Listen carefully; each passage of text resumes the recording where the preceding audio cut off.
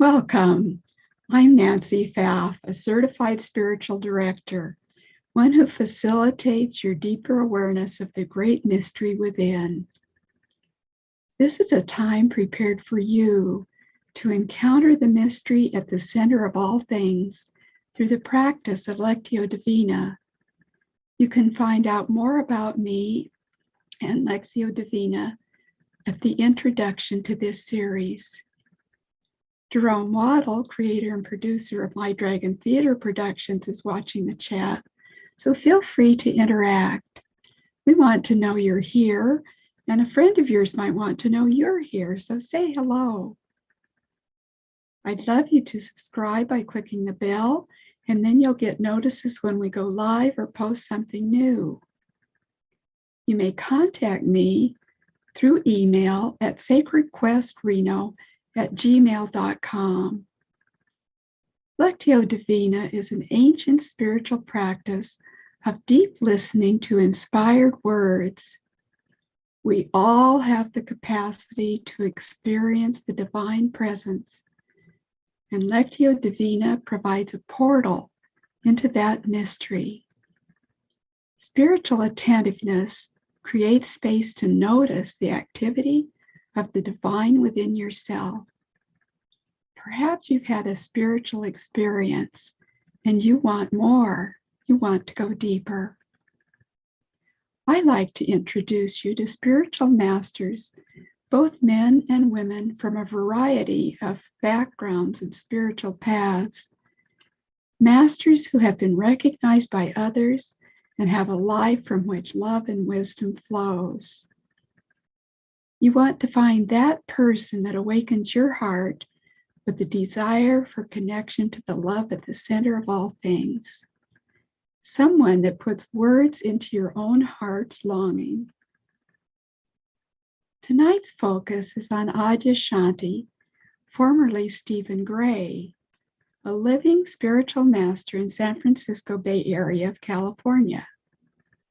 He speaks of the divine presence as the hidden one. Because this is an interfaith, non-sectarian audience, I use different terms for the divine, and I'll be using his term, the hidden one. What the ancients discovered about Lectio Divina was that we can learn to notice and identify our experience of connection with the hidden one. Through deep listening, we can practice, live in the awareness of this in everyday life, becoming more and more attuned to it.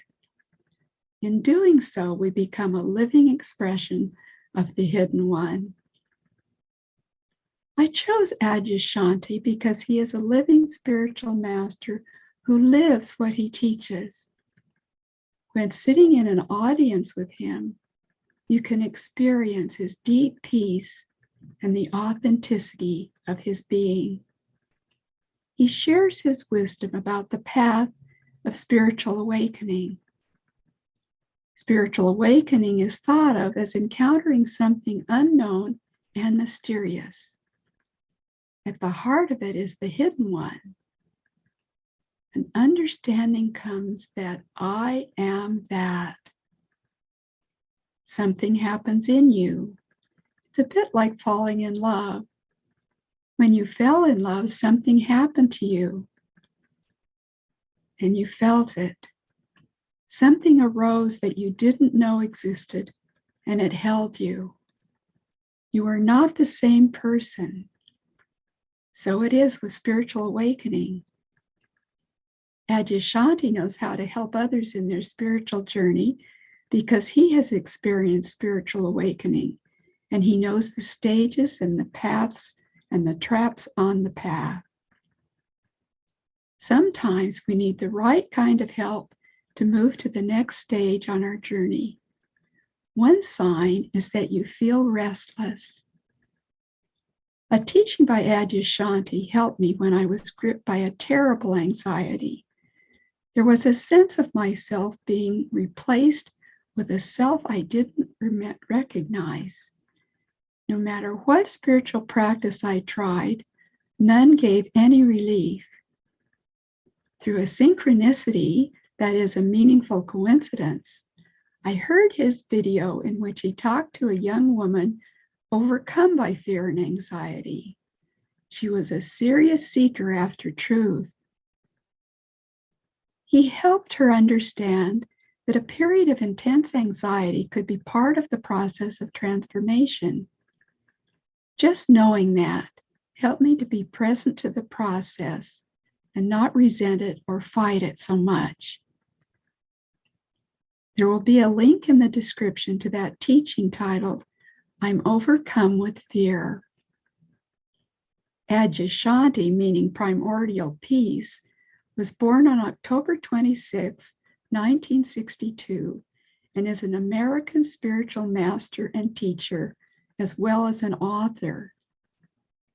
At age 25, he began experiencing a series of transformative spiritual experiences called awakenings. While sitting alone in meditation, he had an awakening experience in which he says that he, quote, penetrated to the emptiness of all things and realized his true self, unquote. Besides his meditations and prayer, he also studied books about the Christian mystics and the Christian Gospels. Finally, at 31, he had an experience of awakening that put to rest all his questions and doubts. He was shortly invited to give talks. His talks focus on spiritual awakening and embodying that spiritual awakening. We'll put a link in the description to his spiritual awakening interview with Renate McNay, host of Conscious TV. In 1996, in the San Francisco Bay Area, he founded the Open Gate Sangha, a community which supports his teachings by making them available to all who sincerely yearn for peace and freedom. While he is on sabbatical through 2022, his wife Mukti will be the lead teacher. He says, quote, the truth I point to is not confined within any religious point of view, belief system, or doctrine, but is open to all and found within all, end quote. He has authored many books such as The Impact of Awakening, Emptiness Dancing, My Secret is Silence, a book of poetry, True Meditation, and The End of Your World. He has many video recordings online. Two of my favorite sayings of Adyashanti are, quote, even when you're stumbling along, at the core of your being, there is a wholeness and a completeness, and no amount of stumbling can ever make that untrue, end quote. And quote, variety is the beauty of existence, and love is life's masterpiece. So however love is experienced in you, welcome it in, and it will grow and grow. Let's begin our preparation for the readings. There will be 3 repetitions of the same reading with a minute of silence between for reflection. In that silence, be with what is true for you and what moves you. You can ponder what the message is to you. The 3rd reading will be a special pre-recorded reading by Jerome Waddle with a longer period of silence following. Now settle yourself in a safe, quiet ritual space, perhaps with a candle or holy figure. Set a personal intention by saying something like, I will open myself to the experience of the Hidden One. Let's relax and open as we take some deep breaths together, filling our lungs and then emptying them completely.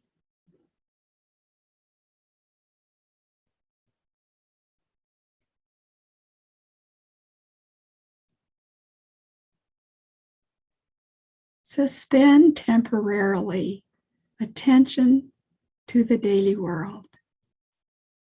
with a whole heart, open a portal to a deeper place, to that place out of which you love. Let's enter that time, a time like no other time, a place like no other place. You may close or soften your eyes. If you could be anywhere peaceful right now, where would that be?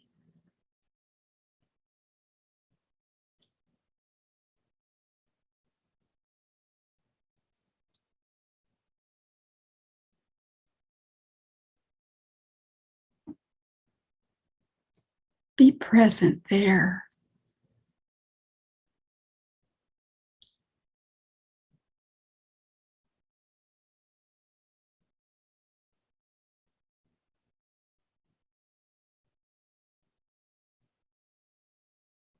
Notice how your body feels in this peaceful place.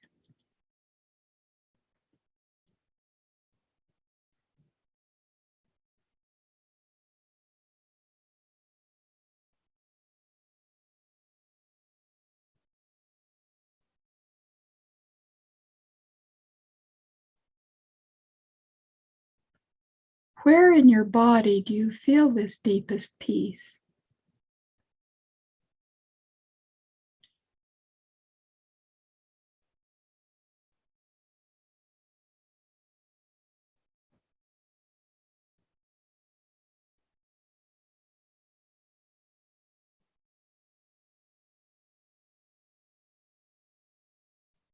Put your hand there.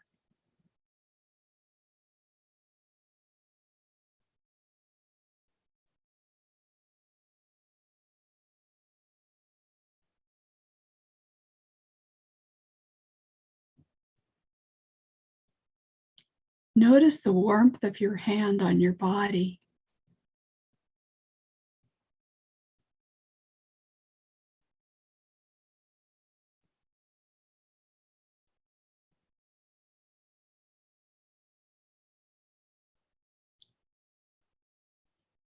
Be present to that peace as you listen to the readings. The first reading. I am the stability within mountains, the heat within fire, the intimacy within love. In realizing what I am, I come to peace within myself, realizing that I am not hidden but ever present. I come to rest within myself. A minute of silence.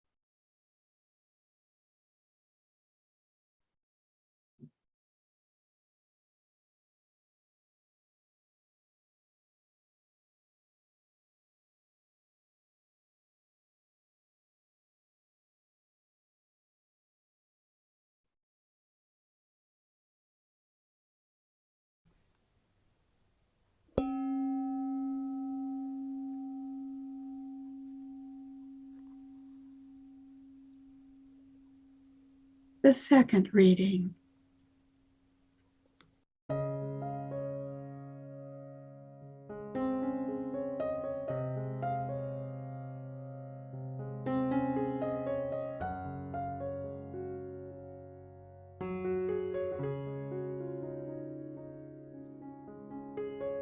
I I am the stability within mountains, the heat within fire, the intimacy within love. In realizing what I am, I come to peace within myself, realizing that I am not hidden but ever present. I come to rest within myself.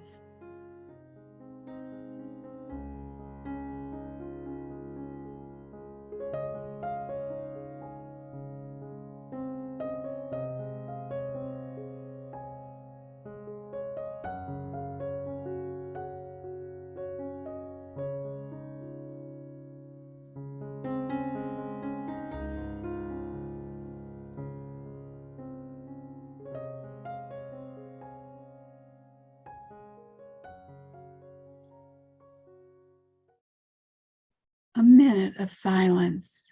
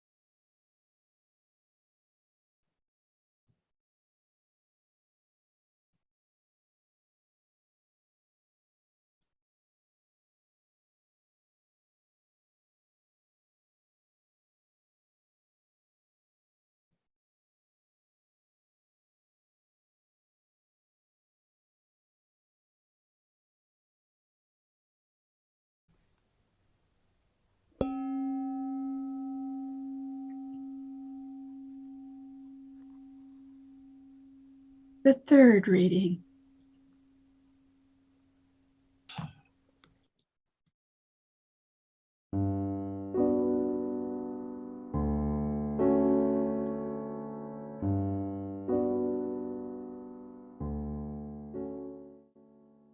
I am the stability within mountains, the heat within fire,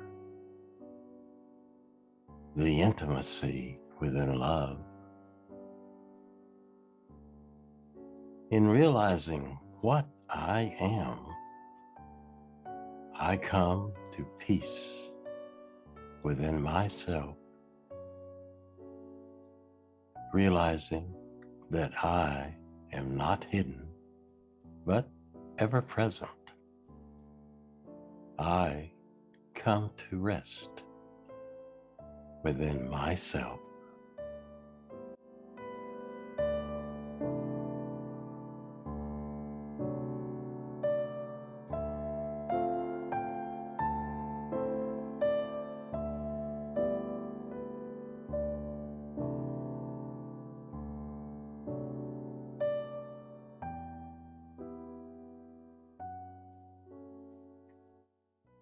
A minute of silence.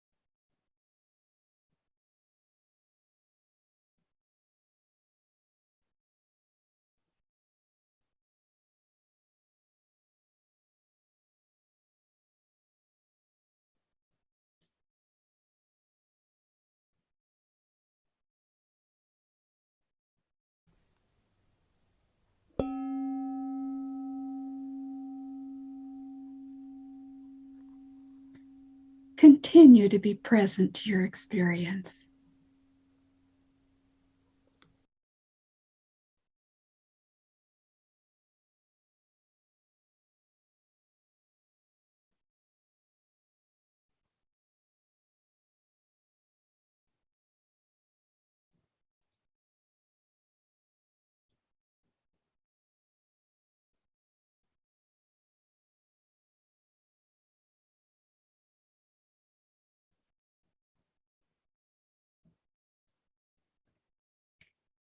Now, as you return to ordinary time, ground yourself by slowly opening your eyes and looking at small details of objects within your gaze.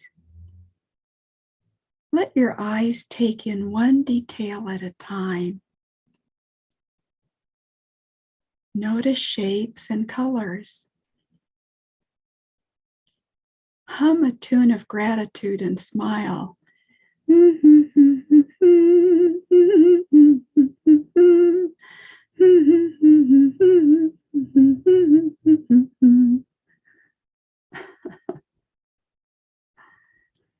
That which touched you gave you an experience of a conscious connection with the Hidden One.